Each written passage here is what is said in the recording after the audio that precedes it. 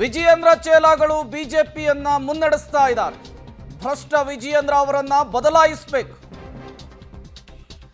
ವಿಜಯೇಂದ್ರ ಗುಂಪುಗಾರಿಕೆಯನ್ನ ಮಾಡ್ತಾ ಇದ್ದಾರೆ ಅಂತ ಹೇಳಿ ಬಿಜೆಪಿಯ ಶಾಸಕರ ಆರೋಪ. ಶಾಸಕ ಬಿಪಿ ಹರೀಶ್ ಹೇಳಿಕೆಯನ್ನ ಕೊಟ್ಟಿರುವಂಥದ್ದು. ಈ ಮೂಲಕ ರಾಜ್ಯ ಬಿಜೆಪಿಯಲ್ಲಿ ಟಾಕ್ ವಾರ್ ಮತ್ತಷ್ಟು ತಾರಕಕ್ಕೇರ್ತಾ ಇದೆ.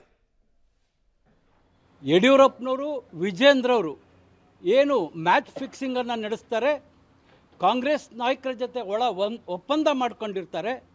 ದಾವಣಗೆರೆ ಲೋಕಸಭಾ ಭಾರತೀಯ ಜನತಾ ಪಕ್ಷದ ಅಭ್ಯರ್ಥಿಗಳನ್ನು ಸೋಲಿಸ್ತಾರೆ. ಎಲ್ಲ ಅವ್ರ ಚೇಲಗಳ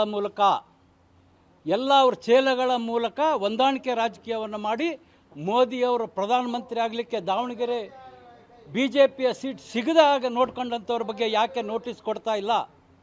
ಇವತ್ತು ಖುದ್ದು ವಿಜಯೇಂದ್ರರವರು ಅವರ ಮನೆಯಲ್ಲಿ ಸಭೆಗಳನ್ನು ಮಾಡ್ತಾರೆ. ಇವತ್ತು ಪಕ್ಷ ಅವರಿಗೆ ಅಧ್ಯಕ್ಷ ಸ್ಥಾನ ನೀಡಿದೆ.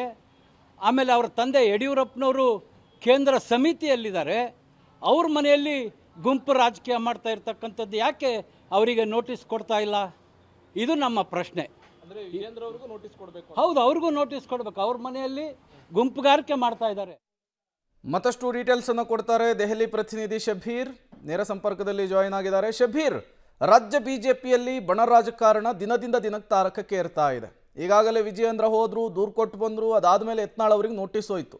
ಈಗ ಯತ್ನಾಳ್ ನಿಯೋಗ ದೆಹಲಿಯಲ್ಲಿ ಸಭೆಗಳ ಮೇಲೆ ಸಭೆಯನ್ನು ಮಾಡ್ತಾ ಇರುವಂತಹದ್ದು. ಹೈಕಮಾಂಡ್ ಅನ್ನ ಭೇಟಿಯಾಗಲಿಕ್ಕೂ ಕೂಡ ನಿರ್ಧರಿಸಿದೆ. ಬಟ್ ಯತ್ನಾಳ್ ಅವರ ದೂರನ್ನು ಕೇಳುವಂತಹ ಸಂಯಮ ಬಿಜೆಪಿಯ ವರಿಷ್ಠರಿಗಿದೆಯಾ? ಅದಕ್ಕೆ ಅವಕಾಶವನ್ನು ಕೊಡ್ತಾರಾ? ಏನೆಲ್ಲ ಬೆಳವಣಿಗೆಗಳಾಗ್ತಾ ಇದೆ ದೆಹಲಿಯಲ್ಲಿ ಶಬೀರ್?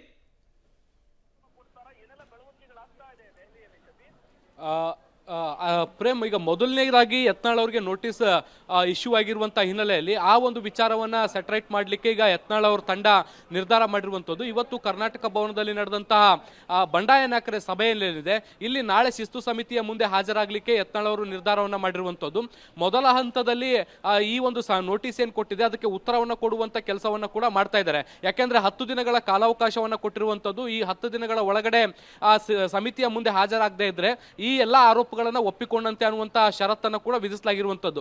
ಹೀಗಾಗಿ ನಾಳೆ ಶಿಸ್ತು ಸಮಿತಿಯ ಮುಂದೆ ಹಾಜರಾಗಿ ತಮ್ಮ ಅಭಿಪ್ರಾಯವನ್ನು ವ್ಯಕ್ತಪಡಿಸುವಂತ ಕೆಲಸವನ್ನ ಈಗ ಯತ್ನಾಳ್ ಅವರು ಮಾಡಲಿಕ್ಕೆ ನಿರ್ಧಾರ ಮಾಡಿರುವಂಥದ್ದು. ಹೀಗಾಗಿ ನಾಳೆ ಬೆಳಗ್ಗೆ ಶಿಸ್ತು ಸಮಿತಿಯ ಮುಂದೆ ಹಾಜರಾಗಿ ತಮ್ಮ ಅಭಿಪ್ರಾಯವನ್ನು ವ್ಯಕ್ತಪಡಿಸ್ತಾರೆ. ಮುಖ್ಯವಾಗಿ ಬಿಜೆಪಿಯ ರಾಜ್ಯಾಧ್ಯಕ್ಷ ವಿಜಯೇಂದ್ರ ಆಗಿರ್ಬೋದು, ಜೊತೆಗೆ ಮಾಜಿ ಸಿಎಂ BS ಯಡಿಯೂರಪ್ಪ ಅವರ ವಿರುದ್ಧ ಯಾಕೆ ತಮ್ಮ ನಿಲುವುಗಳನ್ನು ವ್ಯಕ್ತಪಡಿಸ್ತಾ ಇದ್ದಾರೆ, ಯಾವ ರೀತಿಯಾದಂತಹ ಹೊಂದಾಣಿಕೆಯ ರಾಜಕಾರಣ ಆಗ್ತಾ ಇರುವಂಥದ್ದು, ಕಾಂಗ್ರೆಸ್ ನಾಯಕರ ಜೊತೆಗೆ ಯಾವ ರೀತಿಯಾದಂತಹ ಮಾತುಕತೆಗಳು ನಡೀತಾ ಇರುವಂಥದ್ದು, ಇದ್ರ ಜೊತೆಗೆ ಬಿಜೆಪಿಯ ಒಳಗಡೆ ಯಾವ ರೀತಿಯಾದಂತಹ ಒಂದು ಗುಂಪುಗಾರಿಕೆ ಇದೆ ಅನ್ನುವಂಥದ್ದನ್ನ ಮನವರಿಕೆ ಮಾಡಿಕೊಡುವಂತ ಪ್ರಯತ್ನವನ್ನು ಕೂಡ ಈಗ ಯತ್ನಾಳ್ ಅವರು ಮಾಡ್ತಾ ಇರುವಂಥದ್ದು. ಆ ನಿಟ್ಟಿನಲ್ಲಿ ಈಗ ಸಭೆಯಲ್ಲಿ ಕೂಡ ತೀರ್ಮಾನ ಮಾಡಿಕೊಂಡಿರುವಂಥದ್ದು.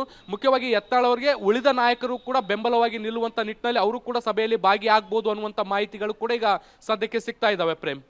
ಓಕೆ ಶಬೀರ್, ಥ್ಯಾಂಕ್ ಯು ತಮ್ಮೆಲ್ಲ ಮಾಹಿತಿಗಾಗಿ.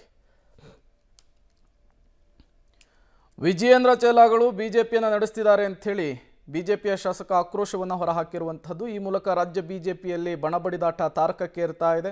ನಾಳೆ ಶಿಸ್ತು ಸಮಿತಿಯ ಎದುರು ಯತ್ನಾಳ್ ಅವರು ಹಾಜರಾಗ್ತಾ ಇದ್ದಾರೆ. ಅವರು ಕೊಟ್ಟಂತಹ ಉತ್ತರ ಯಾವ ರೀತಿ ರಿಯಾಕ್ಟ್ ಆಗುತ್ತೆ ಅನ್ನೋದನ್ನು ಕಾದು ನೋಡಬೇಕಿದೆ.